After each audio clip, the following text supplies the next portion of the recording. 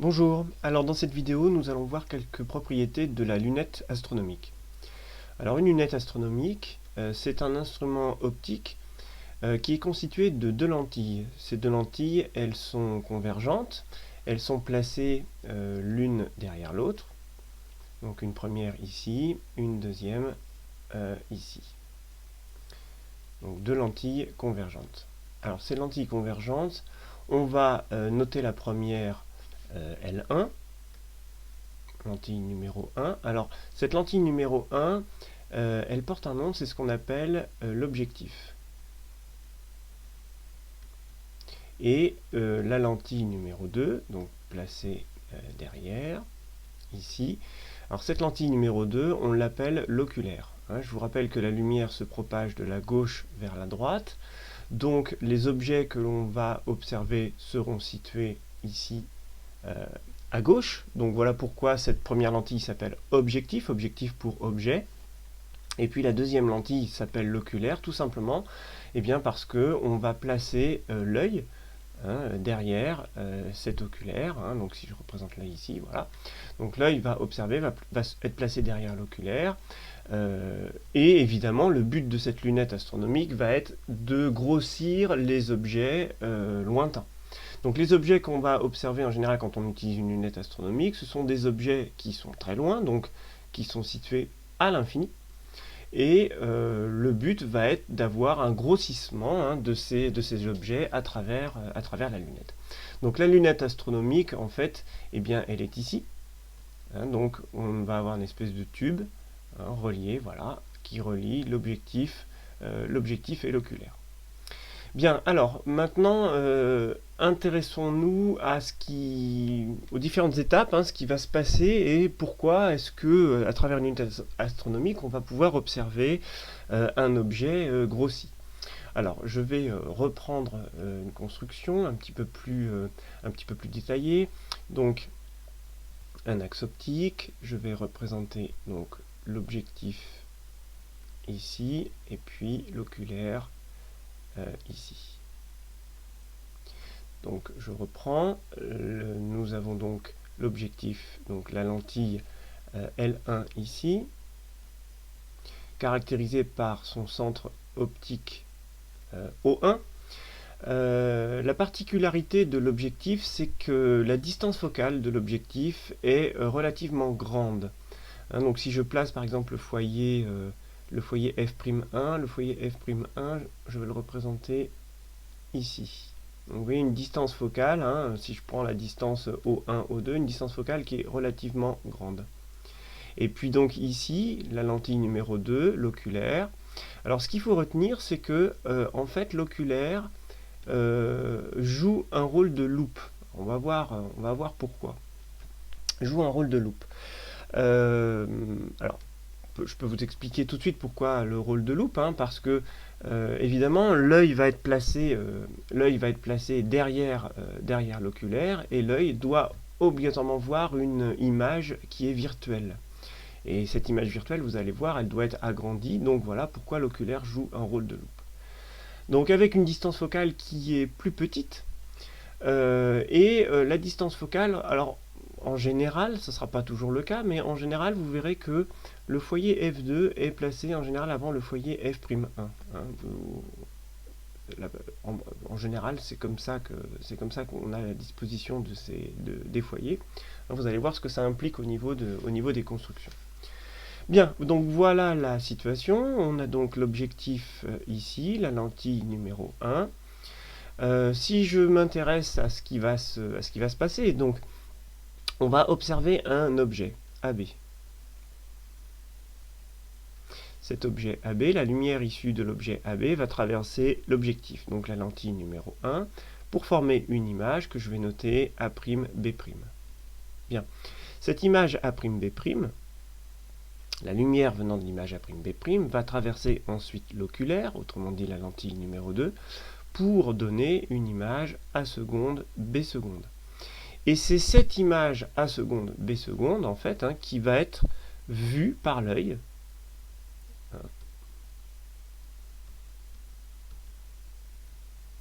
Donc ici, je vais avoir finalement l'œil, le cristallin de l'œil.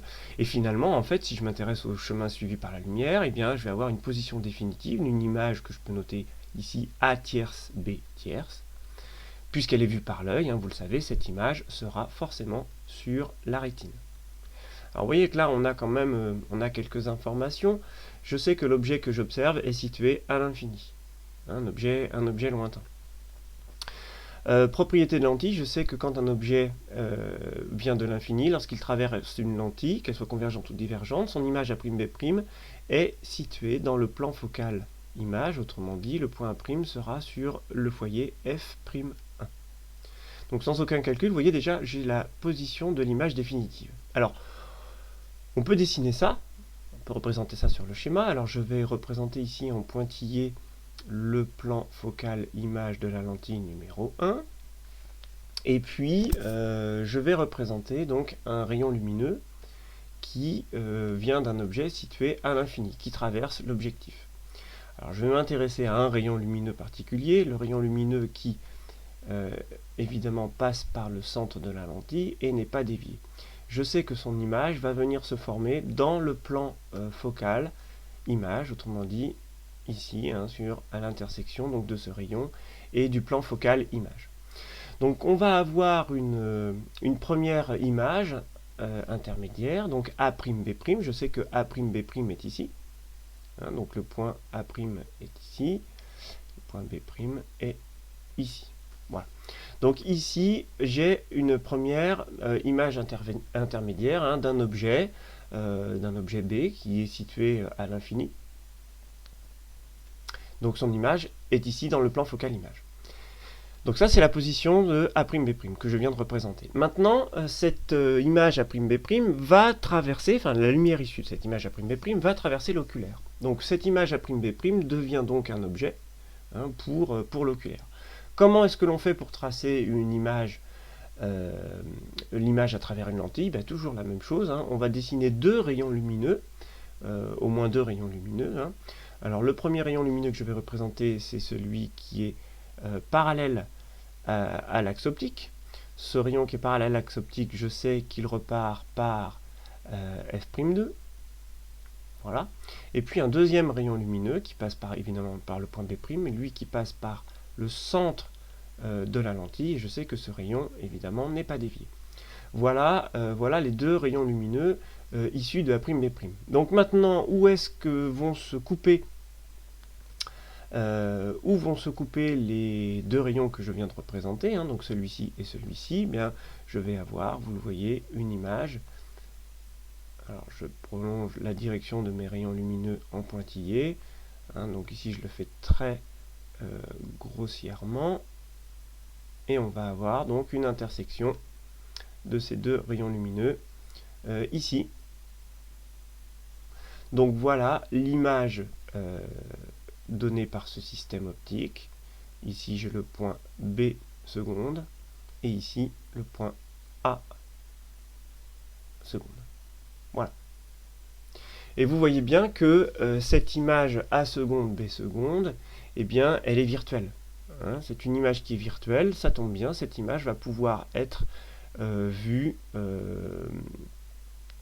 par l'œil. Voilà, donc une image virtuelle ici A seconde, B seconde. Je rappelle que l'œil sera placé derrière l'oculaire.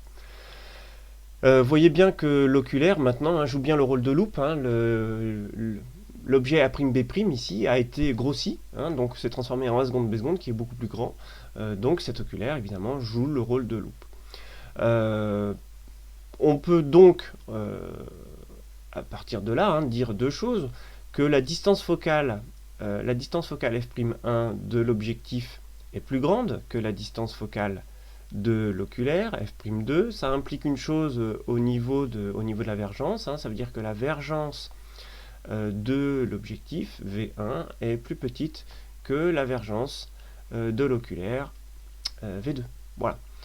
Dernière chose, on peut compléter le schéma, on peut dire que ici j'ai un angle qui correspond au diamètre apparent, alors qu'on peut noter alpha, diamètre apparent alpha de l'objet qui est placé à l'infini. Et je peux ici représenter un angle, l'angle bêta, ici, qui va donc correspondre au diamètre apparent de l'image qui est vue par l'œil. Alors on définit une grandeur pour la lunette astronomique qu'on appelle le grossissement de la lunette. Alors ce grossissement, on a pour habitude de le noter G majuscule. Donc grossi, je ne vais pas y arriver, on va grossissement. Voilà. Le grossissement, on le note G majuscule. Et la définition du grossissement, on l'avait déjà vu pour la loupe, c'est la valeur de l'angle, le diamètre apparent de l'image, donc bêta, on va y arriver, divisé par le diamètre apparent de l'objet vu à l'infini, autrement dit alpha. Voilà la définition du grossissement d'une lunette. Voilà, ici. Voilà pour ces quelques généralités sur la lunette. Maintenant, je vais vous proposer, on va faire quelques calculs de position, d'image, image intermédiaire, A', B', et image définitive, A seconde, B seconde. Bien, alors pour les calculs, prenons la citation suivante. On va considérer donc une lunette caractérisée donc par un objectif de distance focale f'1. Alors prenons une distance focale de 40 cm. Et par donc un oculaire de distance focale f'2. Cette distance focale f'2, on va la prendre de 5 cm. Bien. Alors vous voyez qu'on peut tout de suite calculer les vergences de ces deux lentilles. La vergence numéro 1, donc, qui est l'inverse de la distance focale. Alors distance focale exprimée en mètres, 40 cm ça fait 0,4 mètres. Donc 1 divisé par 0,4 ça fera 2,5 dioptries.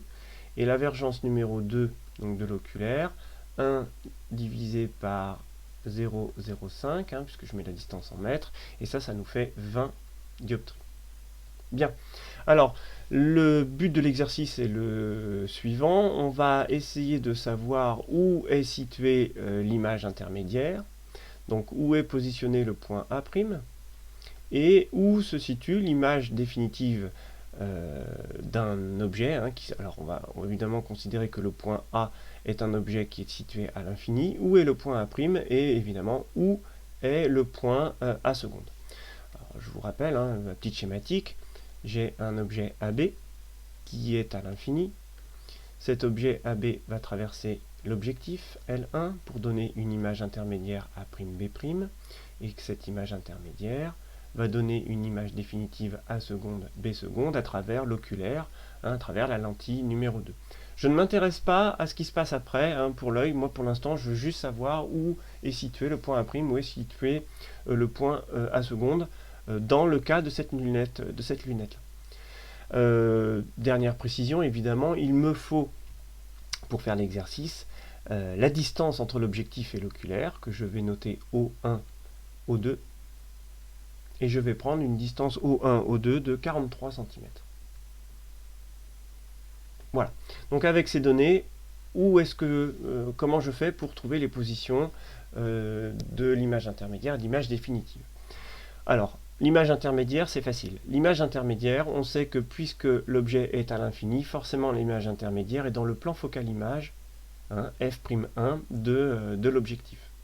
Donc déjà, je peux affirmer que la distance O1A' sera égale à la distance focale de l'objectif. Autrement dit, f'1, c'est-à-dire 40 cm.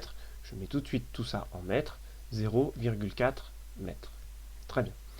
Alors maintenant, ce qui m'intéresse, c'est de savoir où va être située l'image définitive A seconde, B seconde. Alors vous voyez que cette image A seconde, B seconde, c'est l'image qui est donnée par la lentille numéro 2. Pour connaître la position de l'image définitive A seconde, B seconde par rapport à la lentille numéro 2, eh bien on va tout simplement appliquer la relation de conjugaison à la lentille numéro 2. Alors la relation de conjugaison pour la lentille numéro 2 va s'écrire de la façon suivante. 1 divisé par la lentille numéro 2, c'est le point O2. La position de l'image, c'est A secondes. Enfin, le point qui représente l'image, c'est A secondes. Moins 1 divisé par O2 A', O2 A' est égal à V2. Bien. Alors, petit souci, c'est que la position O2', je ne la connais pas, je viens de calculer la position O1'. O1', c'est pas la même chose que O2'. Alors, comment je peux trouver O2', à partir de O1'? Eh bien, je vais tout simplement utiliser la relation de Schall. Alors ça, c'est très important, hein, ça vous permet de passer de la première lentille à la deuxième lentille. Je connais une position par rapport à la première lentille, je cherche une position par rapport à la deuxième lentille. Alors on peut utiliser la relation de Schall, soit vous avez fait un schéma et vous pouvez visualiser ça sur le schéma, si vous prenez le schéma précédent, hein, et que vous remplacez par les valeurs que je vous ai données ici, vous allez pouvoir répondre facilement à la question. Si on n'a pas de schéma, on peut utiliser directement la relation de Schall. Alors je vais le faire ici. Je cherche O2'. Je vais utiliser la relation de Schall. La relation de Schall, je vais tout simplement casser cette distance, faire apparaître une troisième lettre.